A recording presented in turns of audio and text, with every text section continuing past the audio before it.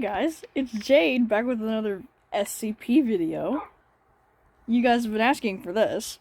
Sorry that I'm Alex, my skins will not load and I can't like change it, so we're gonna be Alex today. And also I'll take that big circle thingy off the screen. So today's SCP is 049, also known as the Plauge Doctor. I'm sure that you've heard of him. He's like one of the most popular ones, so without further ado, why don't we get right into the story? He felt it, the unmistakable sensation of the pestilence. It was impossibly small, but unimaginably intense, like a needle in his eye.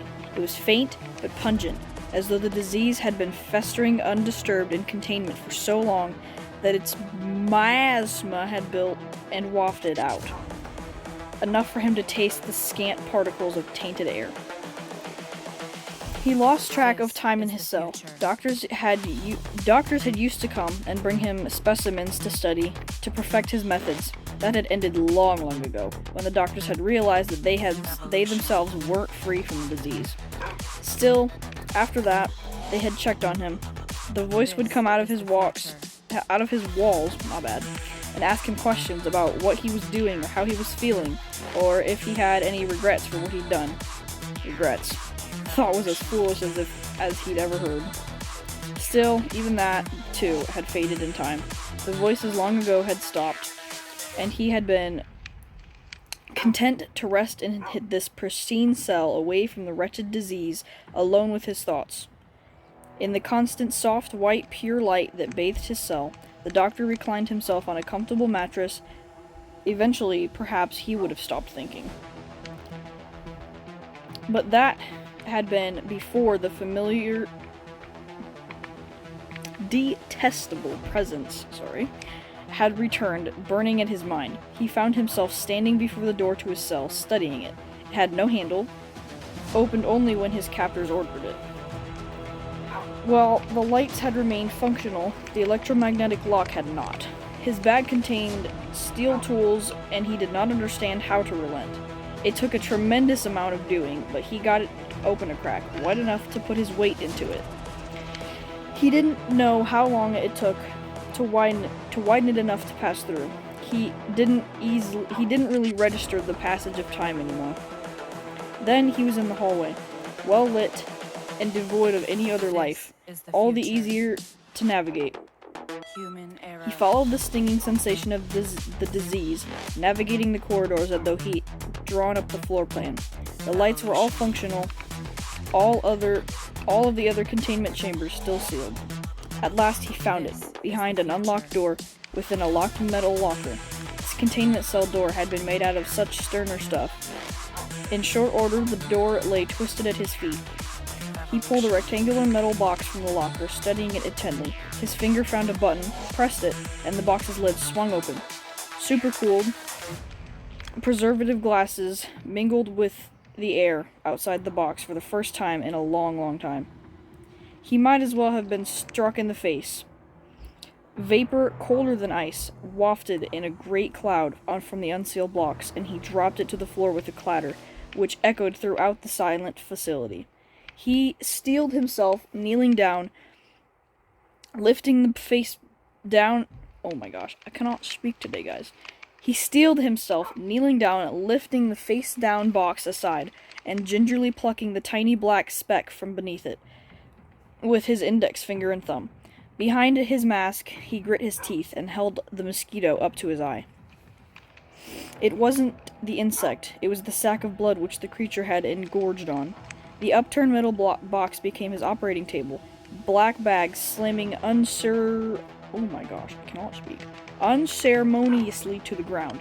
His hands dove inside, withdrawing an empty brass syringe in a vial of thick black fluid. The needle plunged through the cork stopper.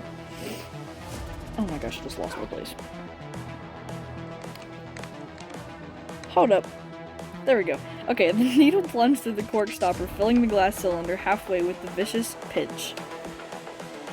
The needle withdrew and then pierced the engorged mosquito's body, withdrawing the plagued blood within it to mix with the black medicine in his syringe. He left the insect's dry husk on the box, bringing the syringe level with his eyes. He shook it, tapping the glass with his finger to encourage the reaction. He considered the dead husk of the insect still before him. It wouldn't do anything to let any lingering trace of the pestilence remain in the poor creature.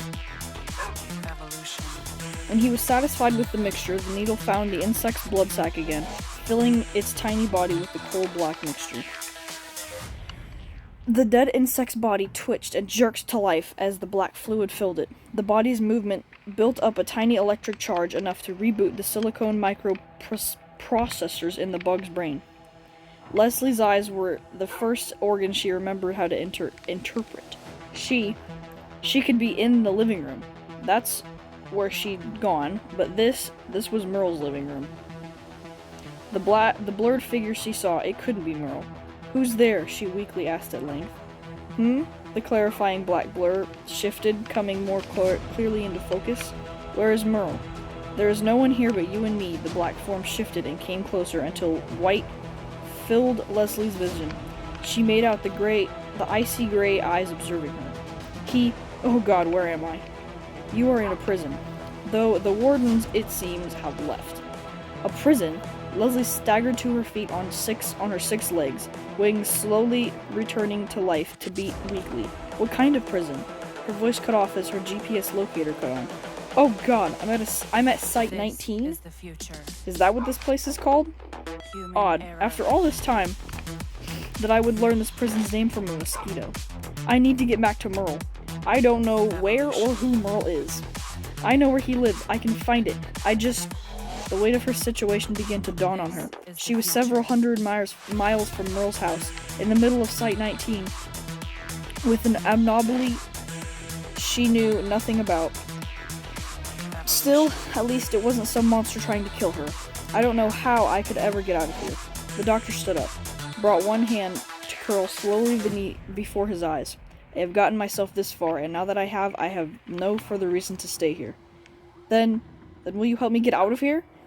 Leslie's wings bore her up to land on the black gloved hand. "I will." "I can't thank you enough. Thank you. Leslie gathered herself, ceasing her trembling. "My name is Leslie. Thank you, Doctor." "Thank you, Doctor." The wind blasted the landscape mercilessly, as it had every day. At least today there was no rain. Sick, gray-black clouds coiled... Oh my goodness. Roiled ahead. The pair had walked for nearly a week and had not encountered a single living person. The few animals they had seen were sick, mangy things. Leslie felt the sky weigh down on her like a dark gray iron blanket. She was having a hard time remembering what the sun looked like. She was afraid she might start to forget Merle's face. "We're close," she said, to break the monotony. "Just a few more miles, and then... She didn't dare finish the thought. The sound of the doctor's feet crunching through the parched landscape was barely audible over the rush of wind. "And then we will arrive," he finished for her. "Tell me, Doctor, why did you come all this way with me? You could have left when we go on your own way." "Merely because I wanted to." "Thank you, Doctor."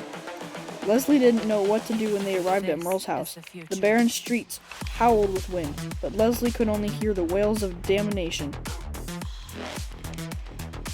The lights were off. The door hung open. No one had been in here in decades. They went inside. The familiar living room would have made her retch if she were physically able. Merle wasn't here. "How long?" Leslie asked after they stood in silence in the room where she had died. The question wasn't directed at her companion. She checked the clock in her internal positioning system. "How long?" he repeated, unsure. 200. "I've been dead for 200 years, she wailed, collapsing in the palm of the doctor's hand. Then Merle is dead. So it appears. Everyone is dead," she said, seeming able to grapple finally with the fact. "Everyone and Merle," she repeated to herself until the words lost meaning to her. The doctor sat on the frayed, ragged carpet, resting his back against the wall. The hand in which Leslie mourned held out before him. He asked, "Where will you go now?" He lived here, so now I will live here. It will be just like it was." She couldn't continue and fell to her side against the rough but comforting leather. She had no tears, but her sobs racked her nonetheless. Any minute, Merle will come through the door.